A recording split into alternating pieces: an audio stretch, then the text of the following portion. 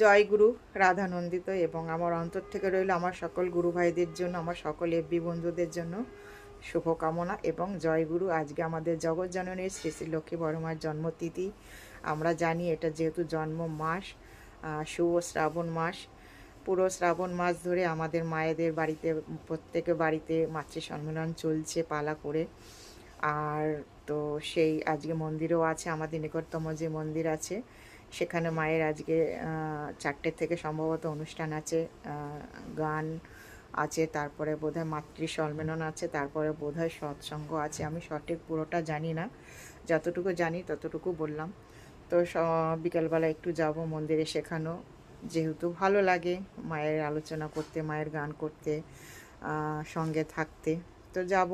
তো তার আগে সকালবেলা দেখো একটু ঘরে পুজো করেছি, মায়ের ভোগ দিয়েছি, যেহেতু জন্মতিথি, শুভ দিন একটা আজকে। মা এত গুণবতী ছিলেন, এত ধৈর্যশীল ছিলেন যে ঠাকুরের প্রতি তার যে কত নিষ্ঠা, ভক্তি, কত কিছু ছিল আমরা আলোচনার বইয়ে পড়েছি।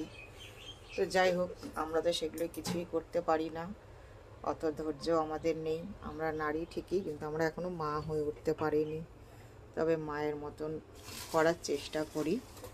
তো যাই হোক, সকাল সকাল ভগবানের দর্শন করলে, ভগবানের পুজো করলে সত্যি মনটা যেন পবিত্র হয়ে ওঠে। তো সেই কারণে বন্ধুদের সাথে একটু শেয়ার করলাম। আর দেখতেই পাচ্ছ ফুলমালা দিয়ে সাজিয়েছি, কেমন হয়েছে, ছোট্ট আয়োজন যদিও। তো ভালো লাগলে একটু শেয়ার করে দিও, লাইক কমেন্ট করে দিও। আর সবাই ভালো থেকো, ভগবানের চরণে সকলের সুস্থতা কামনা করছি সকাল সকাল। তো সকালের দিনটা ভালো যাক। জয় গুরু, শুভ শ্রাবণ মাস, শুভ